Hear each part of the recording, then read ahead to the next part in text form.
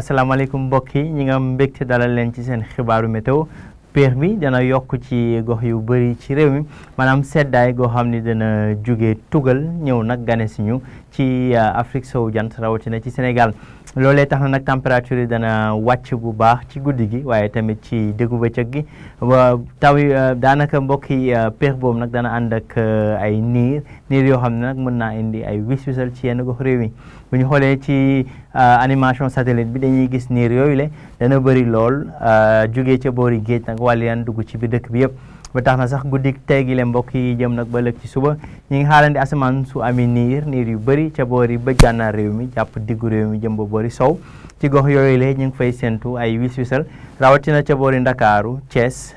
Ndar jàpp Podor waaye tamit ca Louga Linguère Diourbel Fatick Kaolack ak Kaffrine foofee la température yi di gën a dalee mbokk yi danañ toll ci fukki degré ak juróom benn mbokk yi muy température bi gën a néew ca boori Fatick fukki degré ak juróom ñaar ba juróom ñett ba juróom ñeent sax mbokk yi ñooy gën a fës ci daanaka réew mi yëpp fudul nag boori Ndakaaru ak boori Louga foofee température yi dana dalee ci ñaar fukki degré ak ñett ca Ndakaaru ñaar fukki degré ca Louga di wax ni rek température yi dana wàññeeku bu baax ci guddi gi ci gox yu bëri ci réew mi fi muy gën a fësee nag mooy boori bëj gànnaar ak sow foofee la ñuy séntu ay wis-wisal ci guddi tey gi lee mbokk yi ëllëg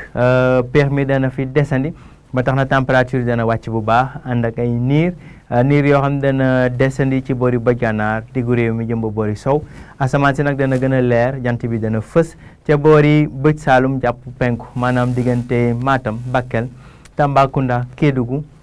jàpp Sédhiou ak boori Kolda bu ñu xoolee mbokk yi température yi dana xaw a kawe ci yenn gox yi rawatina ca boori Kaffrine Tambacounda ak boori Kédougou ñu ngi fay xaarandi ñaar fukki degré ak juróom ñaar ci dayoy température fudul ci gox yooyu le nag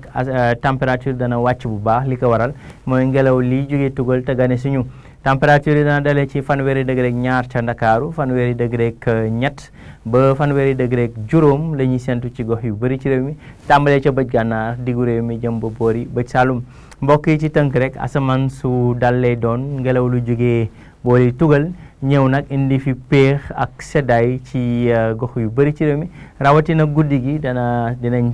daanaka yëg seddaay boobule boobee nag ànd ak niir yoo xam ne dana andi ay wis-wisal ci yenn gox réew mi rawatina boori diggu réew mi jëm ba boori sow ak boori bëj gànnaar bu ñëwee ba ci diggu bëccëg gi nag température yi dana yéeg tuuti waaye danañ wéy di daanaka nemmeeku peexaay boobule ci gox yu bëri ci réew mi mbokk yi li ma gënoon fës ci xibaar yi ñu jox leen dig daje ba ëllëg ci yeneen xibaar météo jërë ngeen jëf